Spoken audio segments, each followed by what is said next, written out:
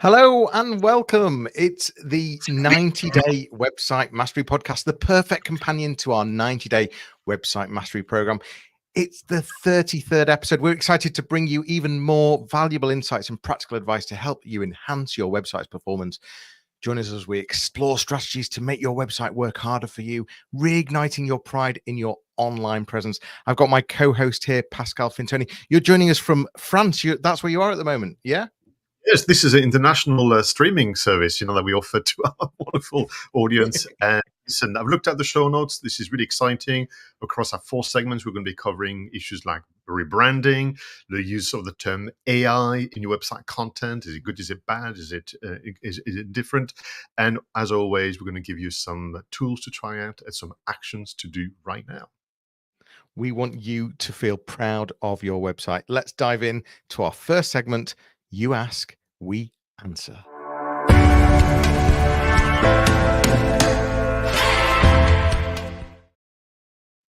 Now, during a recent workshop, I had a very interesting conversation during the breaks with one of the attendees. And what is interesting, Jenny, that's almost building up from a recent question we received around this idea of when I'm changing my business strategies, I'm changing my services, should I change, the website design? And this one is actually even more kind of precise. This idea of I'm about to rebrand my business and I'm going to have a new logo. And therefore, should I change my website color schemes and more to match my logo and my identity? And it's a simple question, but actually it's really rich in context and kind of follow-up actions. So yeah, new logo. Would you go ahead and therefore change the website look and feel? What say you, Johnny? Well, it's important to have consistency, brand consistency across, taking if a customer or a user or a potential client sees brand assets in different places, it's really important about consistency. But also, you've got to consider about what impact that has changing the website. So I wouldn't suggest just sort of changing the logo and changing the color scheme and just not even thinking about it, because the danger there is that when you're straight in that mode of thinking around colors and design and the logo, you forget about user experience and you forget about how the website actually feels. So I think it's really important, but it has to be done in a way that's not going to break anything in terms of user experience, that's not going to change anything in terms of what people were used to. And also, you've got to make sure that it's definitely still talking to your target audience, not just with the colors and the logo, but the way the website works, the way the website flows. So there's definitely pros and cons here. What are you thinking, Pascal? Well, I'm listening to you reminding me that, I mean, by far, the investment into your brand identity is going to be on par with the website. What I mean by that is the amount of time you're going to spend through the deliberations. If you're guided by a professional agency, they're going to really take you through a number of steps so that you can settle on the way you're going to express visually what you stand for, your values, the way you do what you do. And what I mean by that is that as an exercise, it's so enthralling and so captivating that you could be tempted then to go and using the same kind of energy, let's go through the whole website and change everything in one fell swoop. And my idea would be actually you would do that all the time. Now, it may well be that in fact you look at the brand, you look at the logo and its manifestation, and you kind of go, that is enough. We're just going to fix this onto the website and, of course, our email signatures and more. But the website, the way it stands, for now, I'm not going to go ahead and make any changes. I'm going to wait, let it settle, because actually the question is more to do with now that your logo maybe express more clearly who you are and what you stand for, then can we challenge the website? And is it kind of, matching that level of clarity? But one thing I will say is I've never felt the need over the last oh goodness, nearly 30 years. Listen to me. I've never felt the need to match the logo colors, if there are any, because sometimes they are monochrome. I never felt the need to match the colors of the logo to the rest of the website. And in fact, all of you, if you're listening, if you consider some of the big brands and some of the consumer brands, I mean, give an example. You mentioned I was in France for a few more days. I've been really surprised to see how famous French car manufacturers have changed their logos. I mean, they really have gone more modern and sometimes barely recognizable. but the website's not changed really. They've not changed the colors of the web pages and so on and so. So I think for me, there's that you have the logo, you have the manifestation, but ultimately your website itself is more guided by your own values, the sector you operate in, and so on. And I think it's very very healthy to not let the logo dictate the way the website looks and feel. Yeah, I like what you mentioned about the iterative approach as well, because that's what we should be doing on a daily, weekly, monthly basis is learning and adapting. And just because we've got a new set of brand assets, logo, color scheme, doesn't mean we should make a huge change instantly on the site. So yeah, and I guess the only other thing that I've not mentioned, which m- is my background, is search engine optimization. Making big changes to a website in a short period of time can have a huge impact from Google's point of view. Long term, it may have a positive impact, but short term typically has negative impacts, where Google sort of sees the change and thinks, oh, right, we need to sort of reassess this website. Let's just, reconsider our ranks and reconsider how much traffic we're going to send to this website whilst we sort of really understand it. So you've got to consider things like search engine optimization as well. For me, the final point would be: so if you make the change and you are changing the identity in a quite a significant way, I think would be very helpful is to explain to the audience why and what it means to them and for them. So I think definitely, as opposed to jumping sort of ahead and changing the colors or the photography, I think there's a story to be told here within the blog sections, or maybe something, Of uh, course. Yeah. yeah, CEO's column, if you will, to say this is our journey to date, and this is why we're changing. This is what you can expect and look forward to. The kind of what's in it for me. I think it's probably what I would focus on necessarily, and then wait until you get reactions and feedback from the audience to make those decisions on the design itself. Yeah, for sure, for sure. Let's move on to our next segment, which is website stories.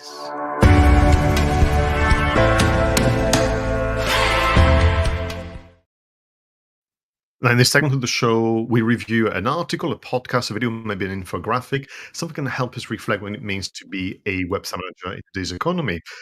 I've just read an article, Johnny, that is going to help us actually almost explain and express our position when it comes to AI. But before I do so, let me share with everybody the title of the article.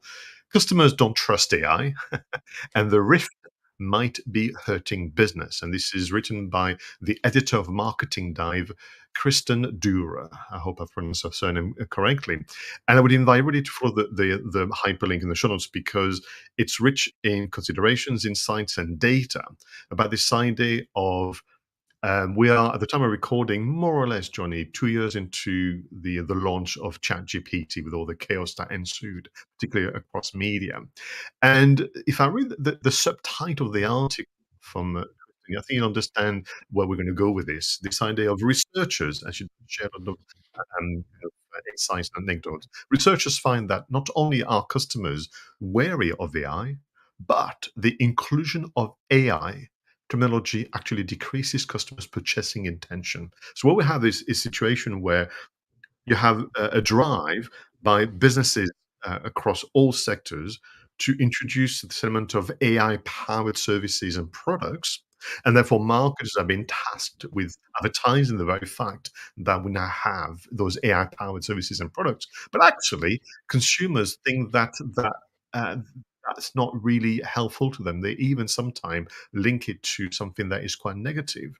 And the research is quite clear. The first thing that the first reaction consumers will have, and we can all relate to that, would be the moment you see the term AI in marketing copy, that could be on a website, on a flyer, on the exhibition stand, and more. But the moment you see the term AI, you're strictly linked to issues around misinformation, disinformation, copyright infringement, and essentially what does it mean to society in general? Are you coming after my job? And back to this idea of the anniversary of the launch of ChatGPT, that was pretty much what the media was covering, the end of the world as we know it. So that's number one reaction when people see or read or hear the term AI powered. The next reaction is simply, well, actually, is it an overpromise? Is this going to actually do what you say is going to do, because there's also issues around performance and accuracy when it comes to AI. So really, the article is great, and it gives lots of scenarios across technology, car manufacturing, travel, and so on about the reaction. And the tests are very, very clear.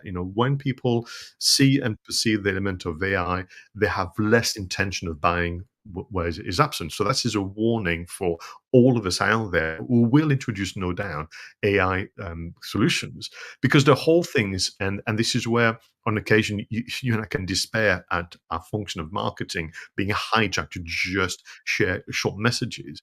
AI is a feature, therefore, and not a benefit. And people don't want to buy AI, to quote the article. That what they want to understand is the value for them of you using the element that you've kind of affixed the shortest acronym in the world called AI. And if I was to again read, what's in the article, on behalf of the consumer, you've got to almost play in your own head, right? So you claim that now you have AI as part of the delivery of the service and products. I don't know why this is going to help me. And therefore, I become very distracting of your brand and your business. Yeah, I mean, what we're talking about here is whether customers are still trusting AI or not, and whether that is hurting your business. And what I've heard you say, Pascal, having read the article, is that if we went back a bit here, the use of the word AI in marketing was brilliant. It brought curiosity. People thought that you were at the front end of things, but there has been a shift, and there is now a huge danger of using the word AI in that copy. And what we're certainly not saying is don't use AI. We're absolutely embracing AI. It's how you use it, it's how you test it, but it's also how you then sell your products and services. And so I came up with in preparation for this, I wrote down three potential marketing slogans that might be out there and what you could use instead. So I think you mentioned one right at the beginning, which was AI powered inventory system. Instead, it could be called real time inventory optimization to reduce waste and improve efficiency. So you're sort of describing the pain point instead of just using the word AI. Another one might be AI customer service. Well, instantly that makes me consider that the customer service potentially could be terrible. So what better could be 24/7 support that responds instantly to your needs? And the last one I wrote down was AI driven insights. Again, there's a question over, well, how clever, how accurate are those insights? So instead, get actionable, accurate data forecasts to better to drive better business decisions. So I think it's focusing on the pain points, focusing on the value proposition, and not just jumping on we sell AI products and AI solutions. Thank you very much for taking the time to work out those examples, because that's exactly right. So, the article says very much the same point, which is don't hide the fight necessarily, because you will find that there are many benefits, advantages. But you've got to be explicit, not implicit. And certainly in the kind of English language, the use of acronyms is just rife. And I have some sympathy, because people want to say things in a very succinct way. They don't want to, waste anybody's time. They're worried that the reader or the listener or the viewer is not going to pay attention beyond 15 seconds. Come on, people. We can watch movies for 2 hours. So, sustain the interest. And when we talk about storytelling, you and I cover that extensively as part of this podcast. And this is just this thing, which is, don't think that this is the silver bullet and magic wand you've all been waiting for. Just, put the word AI throughout the whole website. And people say, "Oh, well, let me buy from this organization." They will buy from you because they've understood how well they're going to be looked after, and how you've chosen to express that in so many different ways across the website. So, indeed, if you are going to introduce AI powered services, this again merits a full article to explain within the context of the blog or the social media platforms, the why, the what, and how is it making difference to me as a consumer. And very, very quickly, therefore, you and I have a very clear position about AI, a great, great tool to assist you in making good decisions, to kind of really stimulate your creativity and imagination, to do some very interesting kind of market research and more. But ultimately, you've got to tap into your humanity to then, settle on what would be the final form of expression. And if you stick with the AI powered fill the blank, then you've not done enough of the work. And I think for me, the timing is impeccable. So big thank you to Kristen from Marketing Dive for taking the time to research all the data and the insight. And everyone read the article because there's some great examples, including the PR disaster with Google for the Olympic Games that took place in Paris, as some of you will know. And then you can go back in the office and say, listen, we will, all of us, move with the evolution of technology and digital, and we will eventually, all of us, have some AI-powered solutions and features. But we've got to put forward the pain points and benefits, as you heard a moment Johnny explained to you. For sure, for sure. So consider your copy and don't just jump on the bandwagon of using the word and the phrase AI. Let's move on to our next segment, the website engine room.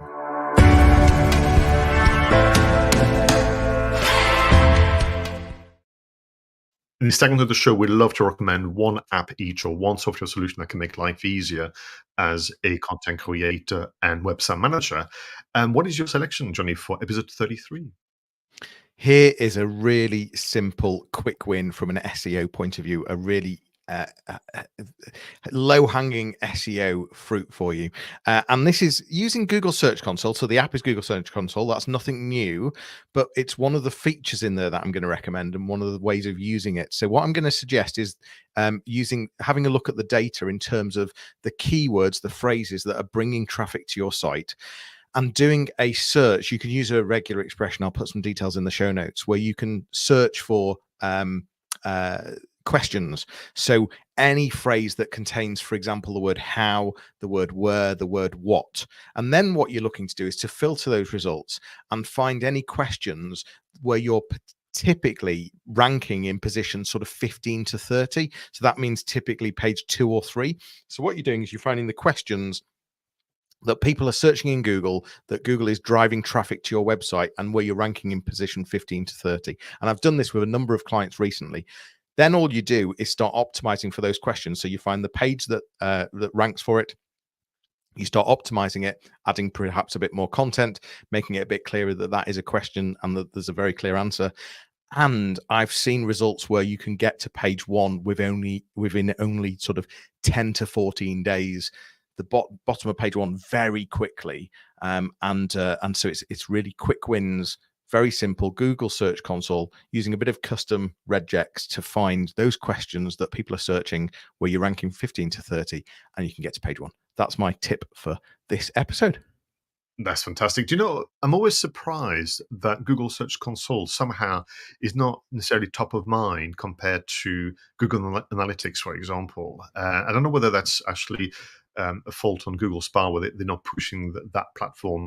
The same with Google My Business. I think that's one of the small kind of secret weapon of sort, and it doesn't get enough profiling and visibility. So I'm glad you brought it back to the fore. I've gone back to AI for this one, and now some of you may remember that in earlier episode of this podcast, I was a bit critical of AI powered actually image creators. I was saying, yeah, it's okay, but actually it's a big waste of time because you don't like anything that it produces. But of course, it's getting better. Like a good bottle of French wine, with age and time, things are improving. But as predicted, the brands who already had an established, kind of position in the world of graphics and video editing are doing a lot better. So I want to talk about Adobe. And Adobe, it's not new, but they've re-released, if you will, Adobe Firefly. And Adobe Firefly allows you to use conversation style prompting and instructions to create new visuals. And I think for me, therefore, my kind of recommendation is to start to be a skilled a skill at writing those prompts and those briefs to get good visuals, because there will be a time, we're talking about weeks and months, Johnny, not years, where you'll be able to, for example, upload your brand guidelines, upload images of your logos and so on and so forth, and then request a number of visuals that can match your promotional social content. The one thing that I really like about Adobe Firefly is that the interface is really nice. It's not as clunky as, let's say, some newcomers in a marketplace. And you can do a number of things, such as removing elements within the photo. So you may have sort of a product or a service, maybe it's your team, but there's somebody that doesn't belong, that just walked past, or there's elements that you want to remove. But also, there was one that was absolutely lovely, whereby you can extend the photo. So let's say you have a square image, and for your blog section, maybe, or for your product landing page, you need the picture to be more horizontal, for have more the shape of a rectangle. And AI can essentially guess what should be on the left and the right of the square and add the element. And honestly, it's really quite something, to see the additional part of the room that wasn't there, being added. So Adobe Firefly, to practice writing those great briefs and prompts to get good visuals for your website, ready for a time where it's going to be really, really powerful and you want to be ahead of the competition. Great tip, great tip. I like it.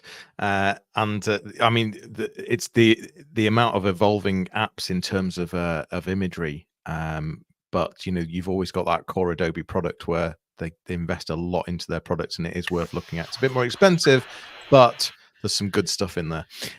Let's move on to our next segment, which is the website call to action.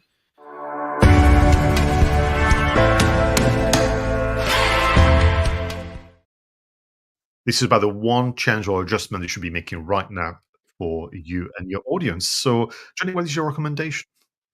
Well, I can't believe that we've not recommended this one. I was looking back at some of the recommendations we've done over the podcast series, and the idea is here is to give you one thing that you could be doing right now to make a big difference, to start feeling proud of your website, and this one is about building trust.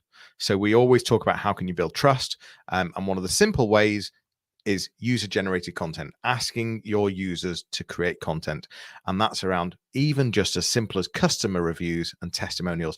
And I imagine if I was to ask you the question, the website managers, the business owners that are out there, the marketing managers that are out there, what is your testimonial strategy? What is your review strategy? And I imagine that a lot of you still do not have one in place, or are not optimizing it as well as you could be. And could you be generating more content from your users to build that authenticity, to build that trust, and to pepper these things across your website? All it takes is adding a tiny little quote from a user, an authentic quote from a user, on a homepage, on a service page, perhaps a couple of times in a few different places. The power that can achieve is immense. And the question is, how many are actually doing it? So that would be my website call to action for this episode. Go and ask your users for more testimonials and reviews, and start using them on your website.